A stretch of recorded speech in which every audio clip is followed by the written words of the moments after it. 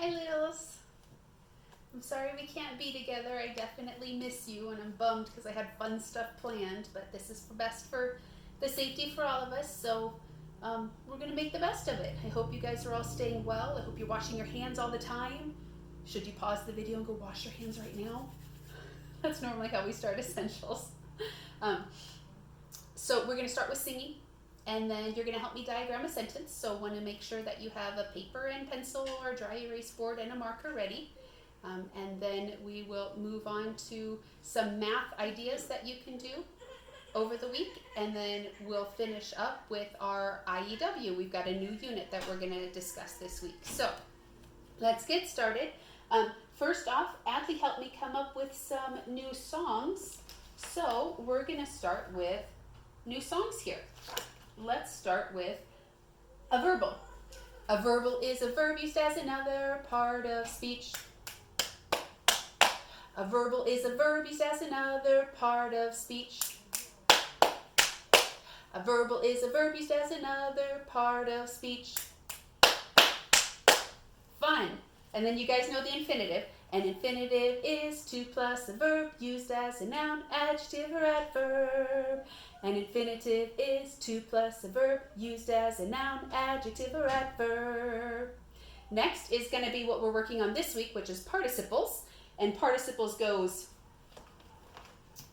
a participle is a verb form used as an adjective and most often ends in ed, en, or ing. A participle is a verb form used as an adjective and most often ends in ed, en, or ing. And next week we will introduce gerunds, and gerunds go like this. A gerund is a present participle verb form used as a noun. A gerund is a present participle verb form used as a noun. That one's fun. Adley came up with that. Stinking adorable. I love it. So, this week, like I said, we're going to work on participles. A participle is a verb with an ending, either a past participle, so ed, en, et, or ing. Or a present participle, which has your ing ending. So it's going to be a verb, but we are using it to describe a noun, which makes it an adjective, okay? So this week is participles. That's what we're going to be doing. I've got a sentence up on the board. Let me grab a marker and we will get started.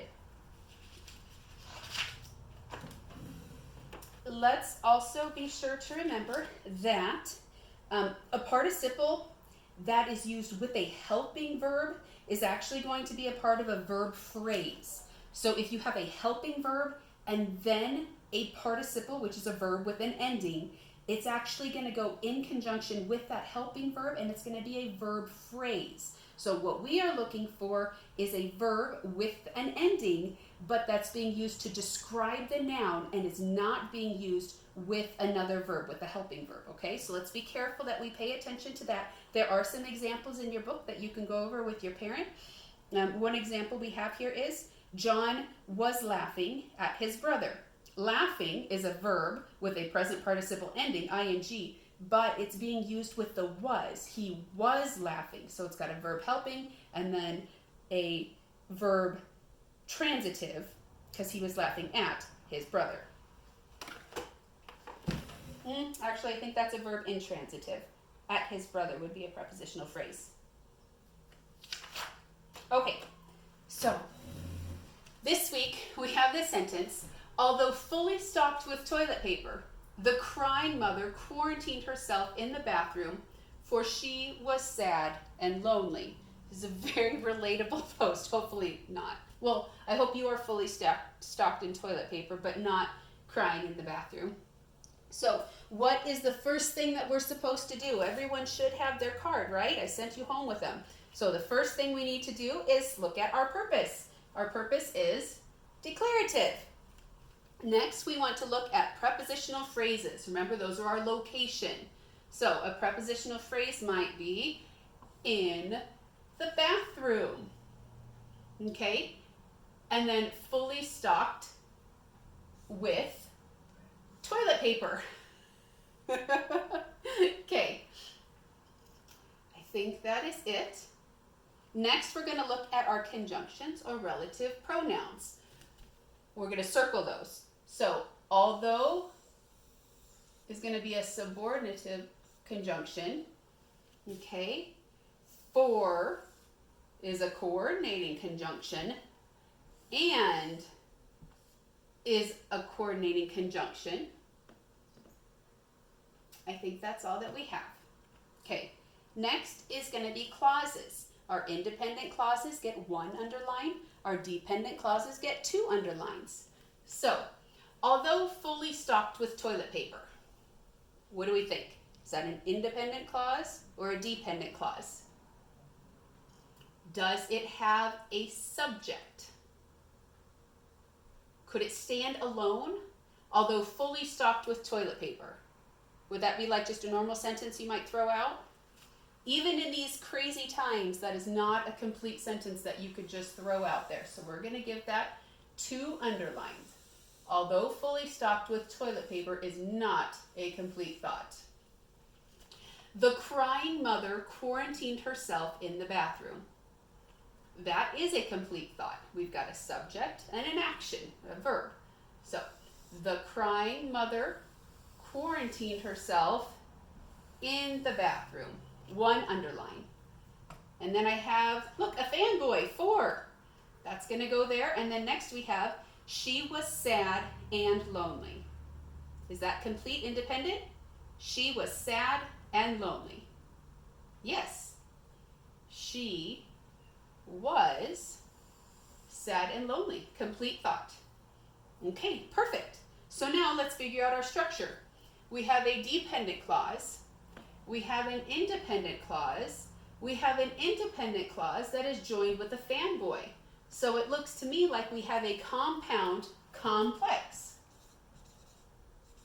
Compound complex. Can I do that like that? On here they wrote CDCX. I could have done that. Okay. Next, we are going to ignore our dependent clause to start with, right? So let's look at our first independent clause. The crying mother quarantined herself in the bathroom. So, who quarantined herself in the bathroom? Let me change marker colors. Okay. The answer is mother. Mother is our subject noun. So now we're going to say mother what? Well, mother quarantined herself. So, quarantined. Mother quarantined what or whom? This is going to be herself.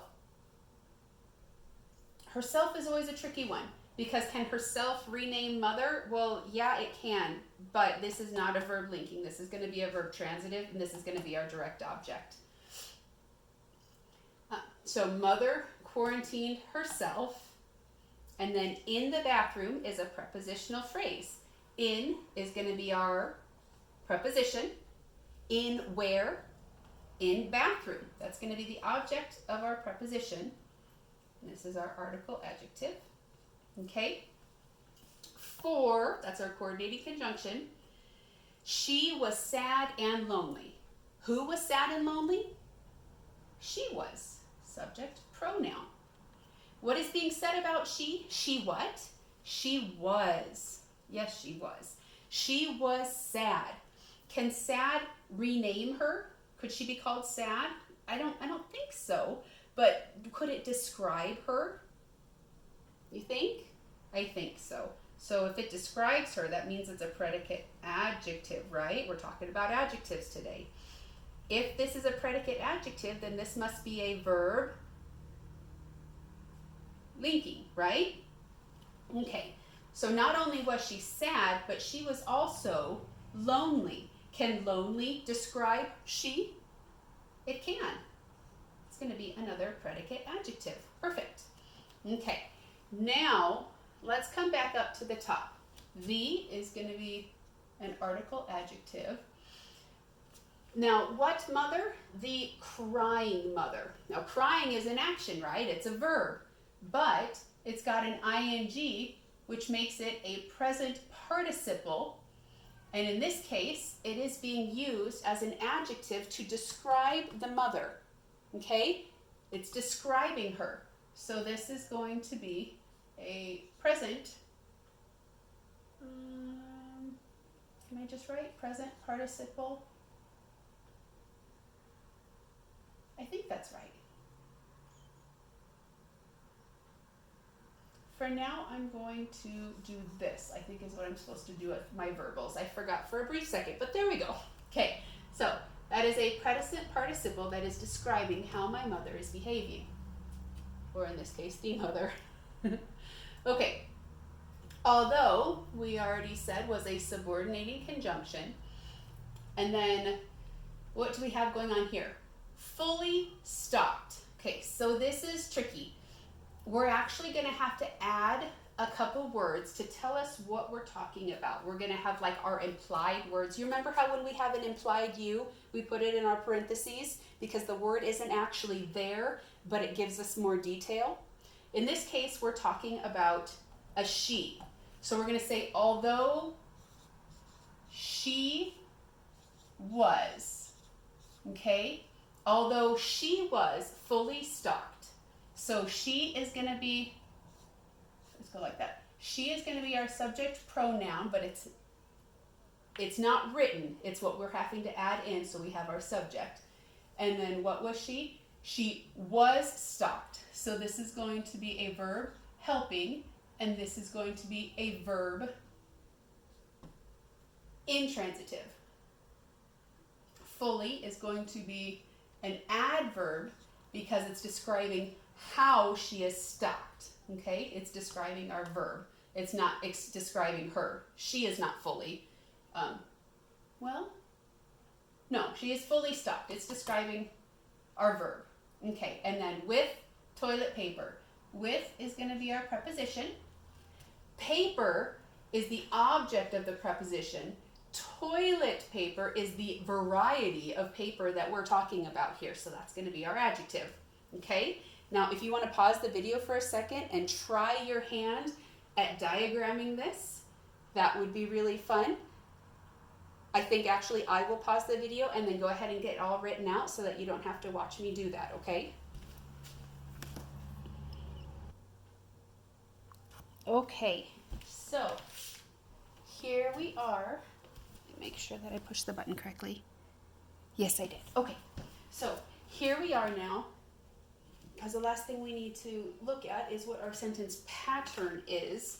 So we can see right here, we've got mother quarantined herself. So we have an SVTDO, okay? Here we have our coordinating conjunction, and then our next independent clause is an SVLPA, and this has compound predicate adjectives, sad and lonely, okay? And then here we have our dependent clause, although, and this is connecting our verbs. Remember we had an implied she was stocked, house stocked, fully stocked with paper of the toilet variety. Okay, so this is the way that I think it ought to look. And the one thing that we want to notice, remember this is our participle. In this case, it was a present participle because it's a verb plus ing.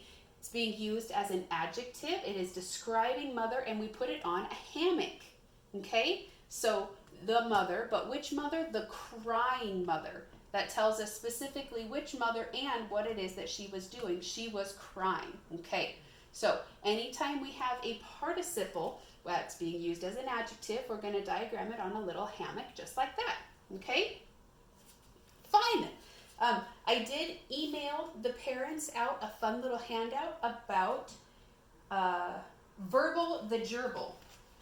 And I have it somewhere, but I might have put it away or maybe grabbed it and ran away with it. But it's a fun handout. It goes through each week, week 21, 22, and 23, discussing the 3 types of verbals, infinitive, participle, and gerund. It's got a cute little story with lots of application, and it even gives you like a little picture story to help you remember how to diagram which one. So your participle goes on a hammock, and then your infinitive, remember, it's up on stilts with a slash, and then a gerund is a step. And there's a story for each one to help you remember why you're diagramming each one the way that you are. So I think that you should check that out, and that will help you with this next week, okay? Since this is such a brief lesson. So let's get this written or erased here. Some ideas for math for this week would be to try, if you have, I'm sure everyone has a deck of cards at home, so you could try to do or to play 5 cards to 100. That would be a fun one. Remember, you just lay out 5 cards. You can add, subtract, multiply, or divide to try to get to 100. That would work. I also emailed out a PDF file that you could print, and it is a paper version of Shut the Box. So you would need, you and your parent or another sibling would each have your box in paper form. You'd want to put it in a page protector or a sheet protector or a shop ticket. And then you each need, or I guess you could just use one set of 2 dice. You roll your die, and then you would mark off, you add them together, and then you mark off those numbers. And then whoever is able to mark off all of their numbers first wins the round, and you're shutting the box. An idea that I thought might be fun for us for this week, I need you to go downstairs. You cannot be up here right now, okay? I just want Go downstairs, please. Okay, I emailed out to the parents all of you what's called a corrected, it was a corrected verbal or chart cue. There was a mama who showed you a couple different ways to do, she showed you to do your participle. This is the main difference from what you have in your year. But what I thought might be fun, I sent out a picture of a list of all 17 students' names. So when we start the challenge, and I think maybe we'll text all the mommies, we'll figure out what time would be a good time to start it. But if you could print both pages off for your student, and then what you'll do is have your student go through and copy chart Q as quickly as they can. Once they get it copied, mama would just snap a picture of it and then text it to the mama of the next kid. So when Adley does hers, I would then text it to Lynette, and it would be Asa's turn. Asa would copy his chart. Lynette would take a picture of it, and she would text it to Robin Stepanek so that Aspen would go. And then once Aspen finishes her chart, Robin would text it back to Lynette, because then it would be Avery's turn. And then Avery will go, and then Lynette would text that picture to Wendy Massey, because then it would be Ben's turn. So I sent a whole list, and we all are on the same texting message board, which might blow up our phones a little bit, but it will be fun, and it's good for the kids to kind of have like that relay race going, so we can see how long it takes from the time that the first kid finishes their chart to the last kid, which would be Z for Zuri, to finish her chart. And then maybe we could try to shorten it up next week, and then shorten it up the following week, and then that would also encourage the kids to get their verbals information memorized. I will be mailing out packages to all of you. I want to make sure that I give you your certificates for completing your year of essentials. I want to make sure that I get back to you all of your stories that you guys worked so hard on. And I have a couple games that I had already printed out that I'll make sure to throw in for you, so that you have some things to do throughout the last few weeks of the year. So keep an eye on the mail. I will try to get it shipped out tomorrow, but it might be Wednesday, so we'll see. We're trying very hard to stay quarantined, but I will have to run to the store for that. So keep an eye out for that, okay? Last up is going to be what I'm super excited about, and that's going to be our last unit of IEW. The last unit of IEW is going to be writing a formal critique. And I was so excited, because I was going to actually have us watch an Amazon Pixar short in class, not Amazon, Walt Disney Pixar short, excuse me. Obviously you can still watch it at home and it will still be great fun, but there's just something about sitting in a classroom with everyone laughing hysterically at a silly short that just would have made it so much fun.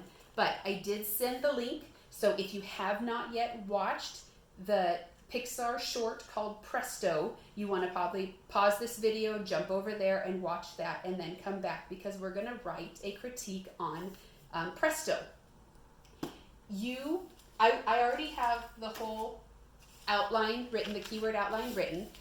I will write it up on the board just so you can see how to do it and do it together. But I would encourage you, if you would like to, if your parent would like you to pick a different Pixar short to watch, and then you would write your critique based on a different one. And then perhaps your mom might want to record you reading your story, and then maybe we can start a thread like on my Facebook. I can create a post where only us parents can see it, no one else. It won't be public. It'll just be us mamas, the 15 of us together, and each of you could post a video of your student reading their Pixar short critique if you would like. So we don't have to, obviously. If you're still working on your Faces of History, if you still want to complete your Faces of History, get in costume and have your mom record you presenting that in your full costume, that would be amazing, and I would absolutely love to see that too. I think all of the kids would really enjoy being able to see all of their classmates doing their Faces of History still. So that might be another fun thing that we do. So for right now, if you haven't watched Presto, go ahead and pause this and go watch Presto. If you have watched it, then let's go ahead and get started.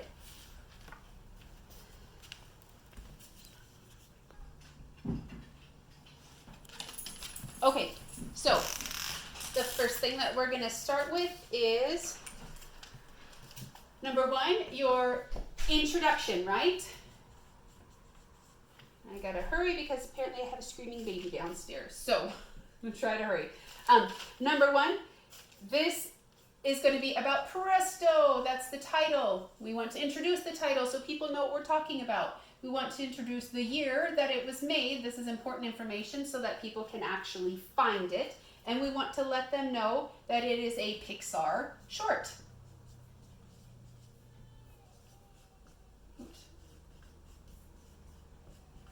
Okay. Number 2. It is an action comedy, okay, and it's about a magician. Okay, number 3, it was the director of it, which we want to give credit there. It would be like the author, so the director is going to be Doug Sweetland. Oh, I'm sorry, he was the writer. Okay. Next, a little bit of background, and I'm just taking the information that was on, that was listed with this Disney Pixar. It said that these were the early days of computer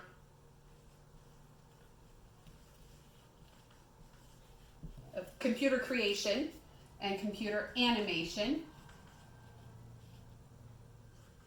Okay.